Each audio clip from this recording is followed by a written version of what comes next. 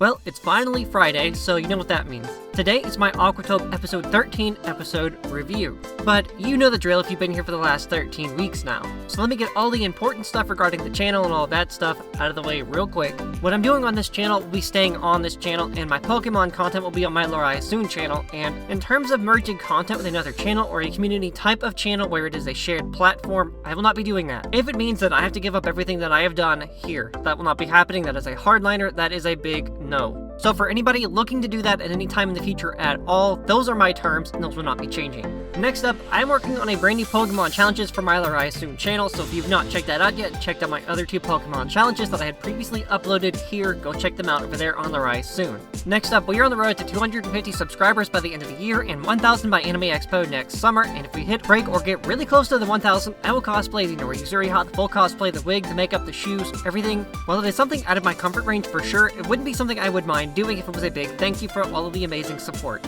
So if that happens, I'll have the best moments recorded and uploaded here. And finally, at 200 subscribers, I'll be rolling out a Patreon where you can directly support me if you enjoy my content at all in any way, shape, or form. The same day or same video that I announced the Patreon is live, I will also have that reward information on there as well, very same day. Alright, let's get on with episode 13 of Aquatope on the White Sand. Episode 13 started so cheery and bright, which was a complete 360 from the end of last week's episode. It's hard to explain, but everything looked like it was looking up. Even the new opening was full of so much more life than Tayu Tae Nana Iro, opening 1. Tingara had literally just opened, but it did seem like at first that almost no time had elapsed. It's not until Kukuru gets her new assignment in PR marketing that we find out that it's actually been nearly 8 months.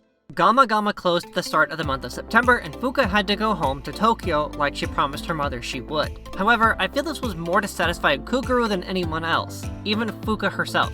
Whether or not that's the case, we'll just have to wait and see. I think Tingara will be a good change of pace for everyone though. It's much larger and is brand new. Although that's not to say that Gama Gama wasn't something special, because it was, absolutely. But I say this because Kukuru and everyone else were so focused on keeping the dream alive that it ended up really getting inside their heads. Just look at the way Kukuru changes from episode to episode during the first core, and then look at how Fuuka's attitude has changed as well. Speaking of, she's not so far away as we all thought she would be. My initial impressions for the week, like I said in the opening, the vibe of the second core was much happier than I was expecting. I was really quite surprised, honestly. Now, the Tingara staff, I do not like. They come off as rude, mean, unruly, and really rather stuck up. Especially one person in particular. I can tell Kukuru is trying her best to fit in, but I get the impression that her efforts are not as valued as they should be.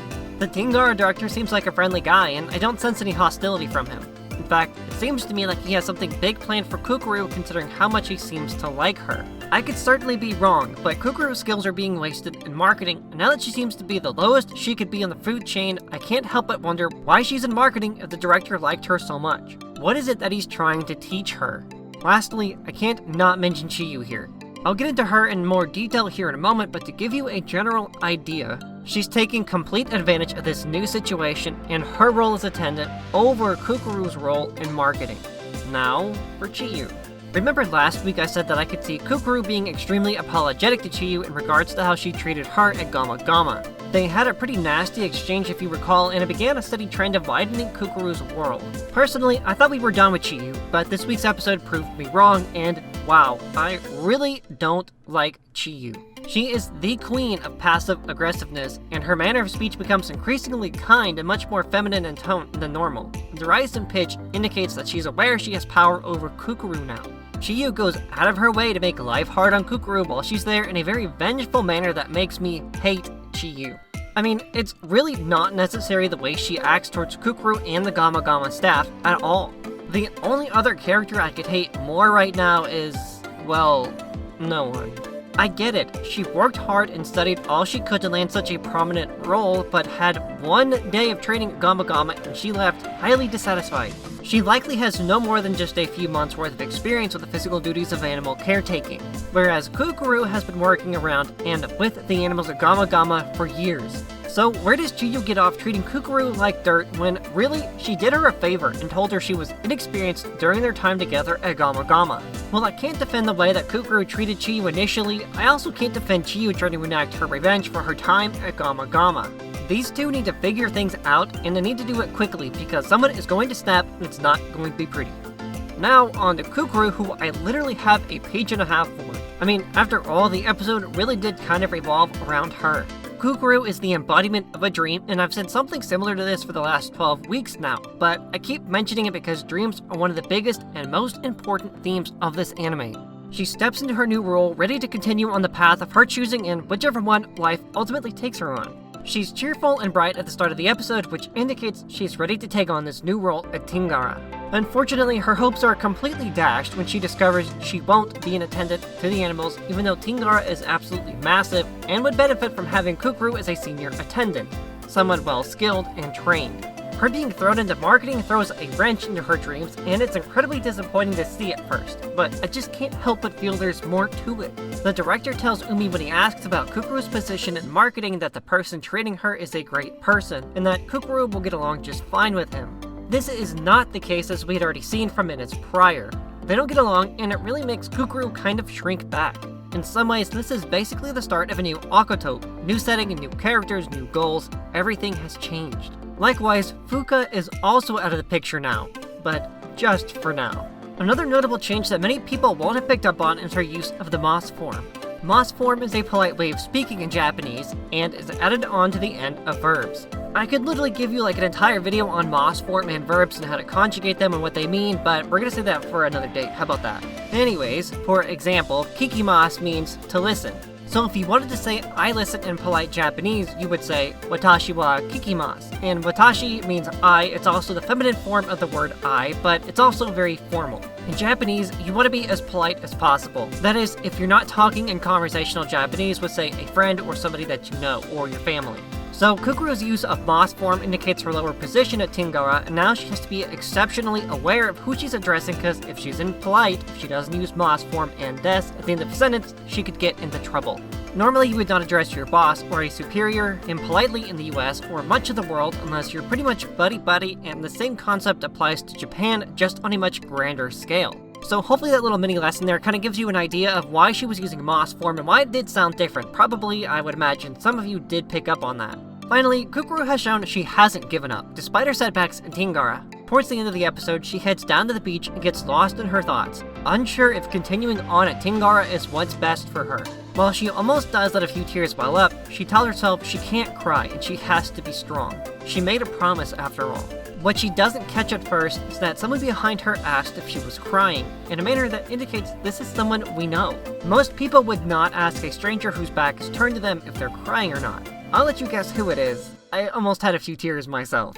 Now, normally I would label this section of the video relationships and world building, but this week was all about building on the Kukuru's new world and her time at Tingara and in the city.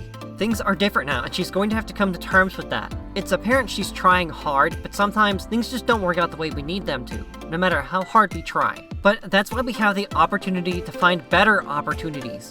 I don't think this is a crash and burn for Kukuru though. We just saw the first few days, and while they were less than optimal, I think there's still some of that Gama magic that is working its way through Kukuru's veins. With a brief appearance from Fuuka at the very end of the episode, it just goes to show the world is a small place. What are the odds Fuuka is back in Okinawa on that very night in April and finds Kukuru on the beach? Slim at best, but that is why I also keep mentioning fate. These two girls are destined for so much. We also get another hug tackle this week, but from Kukuru to Fuuka instead. She missed Fuuka dearly, and her presence in Kukuru's life once more will be just what they both need, to keep both of their worlds in orbit as their lives revolve around each other once again. Episode 13 was a big change, but I think it's a change that we really all kind of needed. We are definitely seeing a test of the human spirit here with Kukuru and Fuuka both. So whatever comes next must surely be fate at this point. Alright, well remember to like, comment, subscribe. Comments are good for the YouTube algorithm, by the way, and I'm going to keep telling you this. Remember, Aquatope reviews are always Friday, and if not Friday, they will be Saturday, but I also should have them up sometime before 8 PM Central Standard Time on Friday evening. Alright, well, I'm gonna close things out here, but I want to thank you guys so much for all the recent amazing support on my last few Aquatope videos. They've been doing really well, and I really appreciated all the support, and welcome to those new subscribers who have joined within the last couple of weeks now. And one more thing, I will catch you all next week with a brand new video that is not Aquatope, but Aquatope will be on Friday, so be looking forward to that, because it should be something kind of special, I hope. Alright, well, it looks like we finally broke just about 10 minutes on an Aquatope video for the first time ever, so thank you guys for watching, and thank you for sticking around this long. Oh yeah, and there's also a new outro scene at the end of the video, so definitely check that out, and I hope you enjoyed the new song. Mata ne, minasan.